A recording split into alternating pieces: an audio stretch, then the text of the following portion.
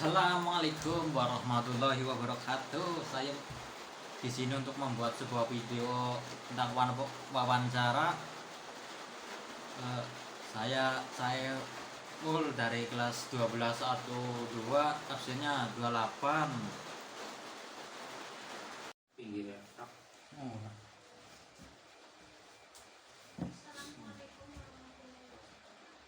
Langsung pertanyaannya ya. Iya.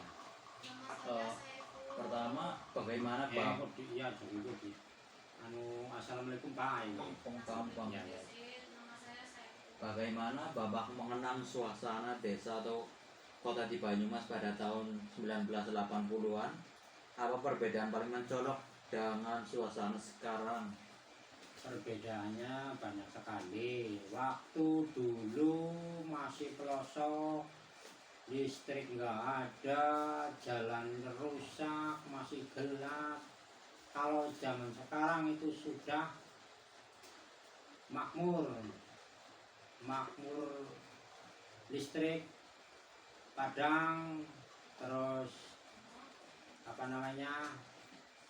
jalan-jalan halus, begitu. Pertanyaan yang kedua, dulu ada istilah pada pangan dan revolusi hijau. Bagaimana ketersediaan beras dan kebutuhan pokok saat itu? Apakah harga beras benar-benar terjangkau bagi warga? Ya waktu dulu sih ya enggak, tapi sekarang waktu dulu saya masih kelas berapa ya, setelah itu harga beras kan murah tapi sulit, tapi sekarang kan mahal tapi gampang terjangkau lah gitu. Karena penghasilan orang-orang kecil kan murah tapi sulit begitu waktu dulu. Kalau sekarang mahal tapi kalau cari kerja itu mudah. Pertanyaan ketiga, apakah Bapak ingat kapan listrik pertama kali masuk ke lingkungan ini? Bagaimana perasaan warga saat ada pembangunan sekolah atau puskesmas baru? Kalau listrik sih dulu tahun berapaan mas, saya tidak ingat, tapi saya ingat-ingat itu saya sih masih SD yang tahu itu listrik itu orang tua saya kalau waktu ada listrik itu dipungut biaya untuk bayar itu tiang saka itu. Ya itu. Ya kalau sekolah ya. Kalau sekolah sih dulu iya, tetap dulu sih ya sangat prihatin lah. Karena dulu kan banyak sekolah yang tidak terawat, tidak teratur, banyak yang rapuh.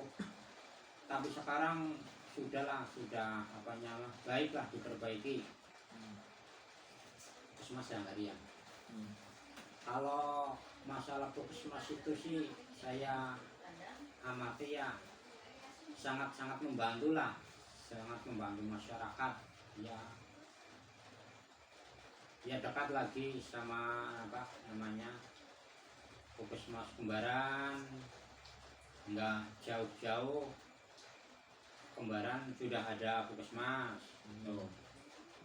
Pertanyaan selanjutnya, bagaimana kegiatan masyarakat dulu? Apakah kegiatan seperti Karang Taruna, PKK atau Siskamling sangat aktif dan wajib diikuti? Kalau masalah Karang Taruna, kegiatan warga waktu dulu sih ya sangat-sangat sangat berjalan, tapi lain waktu lain sekarang berjalan tapi enggak begitu aktif karena banyak perbedaan warga yang bisa memecah belah itu warga-warga.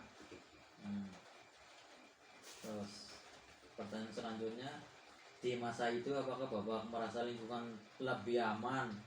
Pernahkah mendengar cerita tentang operasi keamanan lainnya di wilayah ini? Kalau dulu ya dulu sampai sekarang sih bagi warga ya RT saya sih aman-aman saja. Yang tidak aman kan biasanya ada orang luar masuk ke dalam, nggak tahu jelas asal usulnya, itu yang biasanya yang membuat tidak aman. Hmm. Pertanyaan berikutnya, bagaimana suasana saat pemilu dulu? Apakah ada arahan atau tekanan dari atasan perangkat desa untuk memilih partai tertentu kayak Golkar, PDI, PPP? Kalau waktu dulu sih sampai sekarang sih saya pribadi itu nggak ada tekanan. Tapi waktu saya umur berapa ya mulai itu memilih sih ada sih, tapi nggak saya sebutkan sih nama partainya. Ya sudahlah, itu kan waktu dulu. Tapi sekarang ya saya berpikir lah, saya cuman ada di hati ada satu aja yang saya pilih, nggak lain-lain.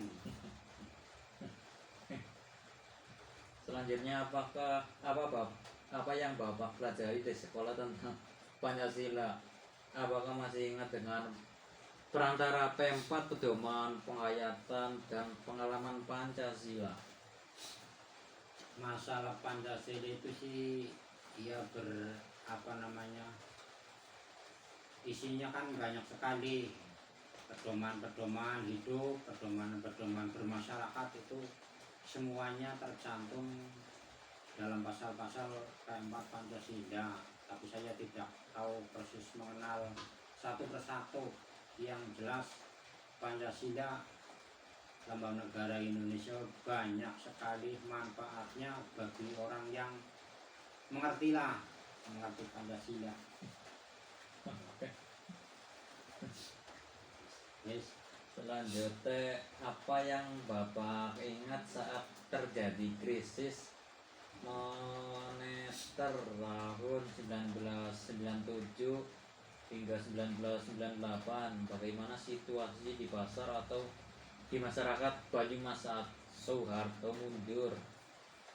Kalau zaman dulu, zaman krisis moneter, zaman Soeharto mundur, saya nggak begitu ingat karena saya masih umur berapa lah, SD lah, kelas berapa, 4 atau 3, saya tidak tahu menau persis, karena yang tahu menau itu bapak saya atau ibu saya yang mengasuh saya. Jadi saya tidak itu bisa menjawab, Kurang tahu. lah. Pertanyaan terakhir, menurut Bapak apa pelajaran berharga dari masa Orde Baru yang bisa diambil oleh generasi muda sekarang? Masalah Orde Baru ini masalahnya ya sangat, bagi anak-anak yang masih muda, bersemangatlah, jangan putus sekolah, bersemangat berjuang untuk mencapai cita-cita bagi